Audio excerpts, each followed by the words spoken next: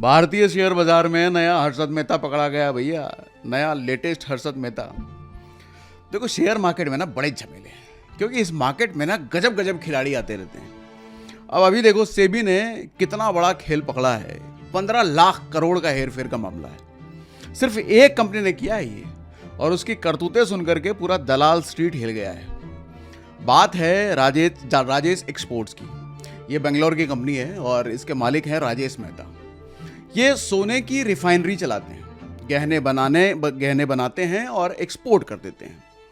2015 में राजेश ने स्विट्जरलैंड की मशहूर गोल्ड रिफाइनरी कंपनी वेलकैम्बी को $400 मिलियन में खरीदा, और यह शेयर बाजार में लिस्टेड कंपनी थी। लेकिन अब सेबी की जांच में यह सामने आया कि यह कंपनी हर साल 2-3 लाख करोड़ रुपए की बिक्री दिखाती थी, लेकिन मुनाफा सिर्फ 1000 करोड़ से भी कम होता था। तो अब आप सोचिए, इतनी बड़ी अगर बिक्री हो रही है, मुनाफा इतना कम क्यों हो रहा है?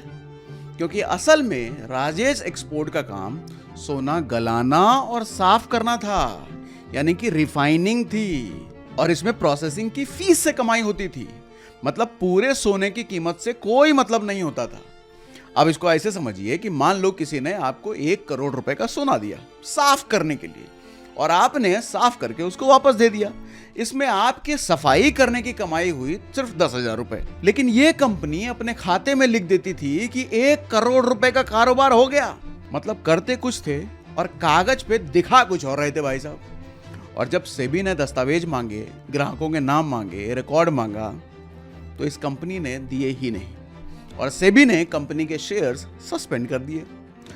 देखो राजेश मेहता पर बाजार में लेन देन पर अब रोक लगा दिया गया। मतलब स्टॉक मार्केट से इनको बैन कर दिया गया। अब नया फॉरेंसिक ऑडिट होगा, और आप जान करके हैरान होंगे। ध्यान से सुनिएगा, LIC जैसी कंपनी का भी 10% हिस्सेदारी इस कंपनी में है। यानी कि आम लोगों के बीमे का पैसा भी भैया दांव पे लगा है। और आखिर में कहेंगे कि राजेश एक्सपोर्ट्स सालों तक भारत की टॉप कंपनियों में गिनी जाती थी। इसलिए एक बात समझ लीजिए कि जब भी किसी कंपनी में भैया पैसा लगाओ, तो सिर्फ रेवेन्यू मत देखो, उसका मुनाफा देखो, कैश फ्लो देखो, कंपनी का रियल बिजनेस चेक करो।